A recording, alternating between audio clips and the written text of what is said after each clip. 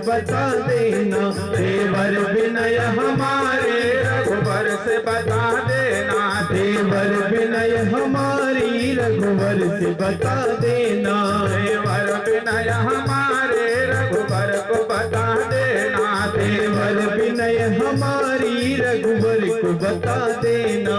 वह प्रेम तब कहाँ था रावण हरण किया था, वह प्रेम तब किया था रावण हरण किया था, वह प्रेम तब कहाँ था रावण हरण किया था, वह प्रेम तब कहाँ था रावण हरण किया था। रोते थे आप बन बन, रोते थे आप बन बन, यह याद दिला देना, रोते थे आप बन बन, रोते थे आप बन बन, याद दिला देना। देवर विनय हमारी, देवर विनय हमारी रघुवर को बता देना, देवर विनय हमारी, देवर विनय हमारी रघुवर को बता देना। ऐसा उचित नहीं था प्रभु का विचार करना, ऐसा उचित नहीं था प्रभु का विचार करना, ऐसा उचित नहीं था प्रभु का विचार करना, ऐसा उचित नहीं था प्रभु का विचार करना। धोबी की बात सुनकर, धोबी की बात सुनकर सीता को त्याग देना, धोबी की बात सुनकर, धोबी की बात सुनकर सीता को त्याग देना। देवर विनय हमारी, देवर विनय हमारी रघुवर को बता देना, देवर विनय हमारी, देवर विनय हमारी रघुवर को बता देना। तजदे प्राण सीता इसकी भी फिक्र करना, तजदे प्राण सीता इसकी भी फिक्र करना, तजदे प्राण सीता इसकी भी फिक्र करना, तजदे प्राण सीता इसकी भी फिक्र करना। पति का वियोग भारी, पति का वियोग भारी, यह याद दिला देना, पति का वियोग भारी, पति का वियोग भारी, यह याद दिला देना। देवर विनय हमारी, देवर विनय हमारी रघुवर को बता देना, देवर विनय हमारी, देवर विनय हमारी रघुवर को बता देना। बोले बाल कृष्ण भगवान की जय। लखनलाल वापस चले आए हैं। धीरे धीरे समय व्यतीत हुआ है। माँ जानकी के गर्भ से लव और कुश का जन्म हुआ है। भगवान साकेत धाम को पधारे हैं। यह राम कथा जो है प्यारे राम भक्तों, यह गाई जाने वाली है, अपने जीवन में उतारी जाने वाली है। और कृष्ण कथा जो है ये पान की जाने वाली है, पीने वाली है। राम कथा को गाना चाहिए, कृष्ण कथा को पीना चाहिए, इसलिए थोड़ा विलंब हुआ क्योंकि गाई जाने वाली है। चलिए अब प्रवेश करते हैं लीला पुरुषोत्तम भगवान कन्हैया के जन्म की तरफ। बोलिए बाल कृष्ण भगवान की जय। गुरुदेव भगवान बतलाते हैं कहाँ परीक्षित प्राचीन काल की बात है। प्राचीन काल में यदुवंशी राजा थे जिनका नाम था सूर्यसेन। एक बार की बात है, उनके पुत्र वसुदेव जी विवाह करके अपनी नवविवाहिता पत्नी के साथ घर जाने के लिए रथ पर सवार हुए हैं। उसी समय उग्रसेन का पुत्र जिसका नाम है कंस अपनी चचेरी बहन देवकी को प्रसन्न करने के लिए रथ के घोड़ों की रास को स्वयं पकड़कर रथ को हाँकने लगा। और परीक्षित कंस रथ लेकर के आगे बढ़ा है। मार्ग में उसी समय आकाशवाणी हुई है। आकाशवाणी ने कंस को संबोधित करते हुए कहा रे मूर्ख, तू जिसको रथ में बैठा करके ले जा रहा है ना, उसका 8वां गर्भ की संतान जो है ना वो तेरा काल होगी। 8वें गर्भ की संतान तेरी काल होगी। और परीक्षित कंस जो था बड़ा पापी था, बड़ा अत्याचारी था, बड़ा दुराचारी था। आकाशवाणी को आज सुनते ही कंस ने तुरंत तीखी तीखी तलवार निकाल लिया है। अपनी बहन देवकी को मारने के लिए बालों को पकड़ लिया है। वसुदेव जी देखते हैं, वसुदेव जी कंस को शांत करने के लिए विविध प्रकार से समझाए हैं। कंस को विविध प्रकार के सुझाए हैं। गुरुदेव भगवान बतलाते हैं, कहा परीक्षित मृत्यु जो है उसको टालने का प्रयत्न करना चाहिए, मृत्यु को टालने का प्रयत्न करना चाहिए। और यदि प्रयत्न करने के बाद भी वह न टले तो प्रयत्न करने वाले का कोई दोष नहीं रहता। गुरुदेव भगवान बतला रहे हैं, कहा परीक्षित इसलिए इस मृत्यु रूप कंस को आज वसुदेव ने अपने पुत्र देने की प्रतिज्ञा की है कि इस समय तो मैं देवकी को बचा लूं। गुरुदेव भगवान बतलाते हैं, कहा परीक्षित ऐसा निश्चय करके बहुत सम्मान के साथ पापी कंस की बड़ी प्रशंसा की है। वसुदेव जी ने कहा राजन, आपको भय है तो इसके संतान से है ना, देवकी से तो नहीं है ना। तो आज मैं प्रतिज्ञा लेता हूं कि इसके जितनी संतान होगी वो मैं ला करके आपको दे दिया करूंगा। कंस यह जानता था कि वसुदेव जी झूठ नहीं बोलते हैं, वसुदेव जी का कथन झूठा नहीं हो सकता, यह झूठ नहीं बोलते हैं। इसलिए आज कंस अपनी बहन देवकी को मारने का विचार छोड़ देता है। समय आने पर देवकी के गर्भ से प्रतिवर्ष एक एक करके 8 पुत्र और 1 कन्या हुई। परीक्षित पहले पुत्र का नाम था कीर्तिमान। वसुदेव जी ने उस पुत्र को लाकर के कंस को दिया है। ऐसा करते समय वसुदेव जी को कष्ट हुआ है। कष्ट क्यों ना हो, अपने पुत्र को कोई अपने ही सामने मृत्यु होते देखे तो कष्ट नहीं होगा। श्री गुरुदेव भगवान बतलाते हैं, कहा परीक्षित कंस को दे देते हैं वसुदेव जी। वसुदेव लेता है विचार, कंस लेता है और विचार करता है। उसके बाद वसुदेव जी से कहता है कि आप इस बालक को लेकर के जाइए, इस बालक से मुझे कोई भय नहीं है, मुझे 8वें संतान से भय है। वसुदेव जी उस बालक को लेकर के चले जाते हैं। परीक्षित इधर श्रीमन नारायण नारायण करते हुए नारद जी का आगमन होता है। प्यारे राम भक्तों, नारद जी से मिले हैं, उसका समझ लीजिए कि भगवान से मुलाकात हो गई है। नारद ददाति ज्ञानः इति नारद, जो ज्ञान देते हो वही नारद। दूसरी बात, नारद जिनकी बात कभी रद्द ना हो वो नारद है। लेकिन गांव के लोग गलत अर्थ निकालते हैं। कोई चुगली लड़ाने वाला कोई होता है, भैया नारद है, गलत है।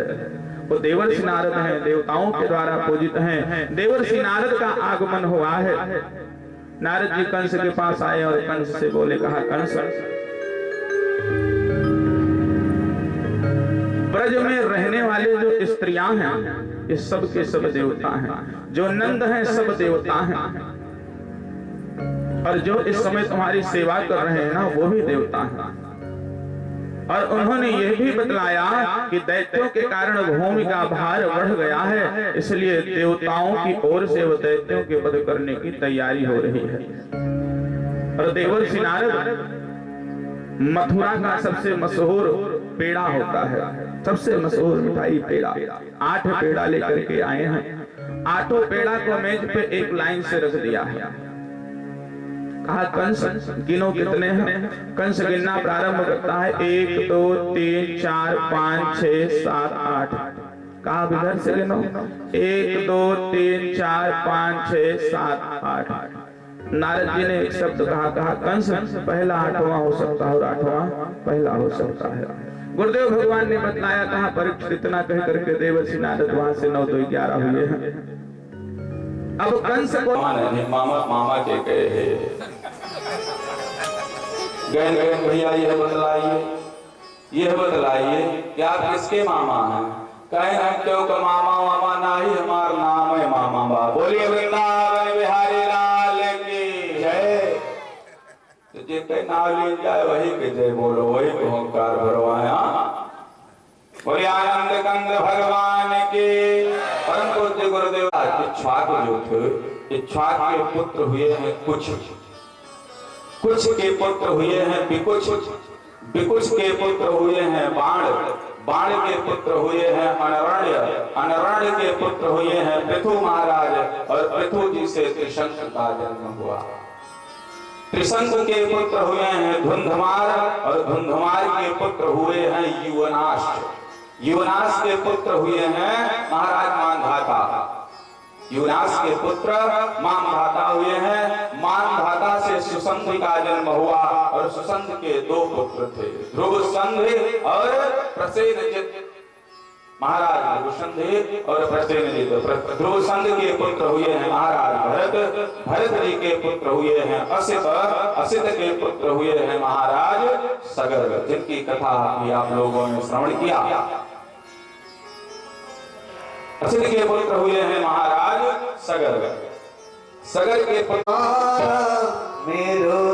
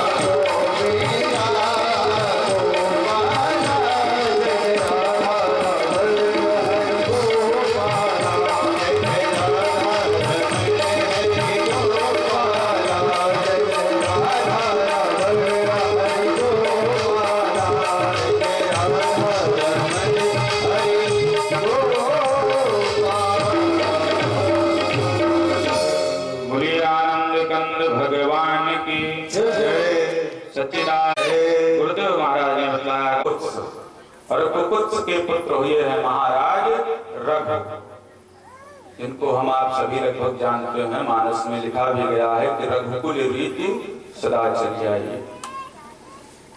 तो रघु जो थे ये महाराज कुकुत्स के पुत्र थे।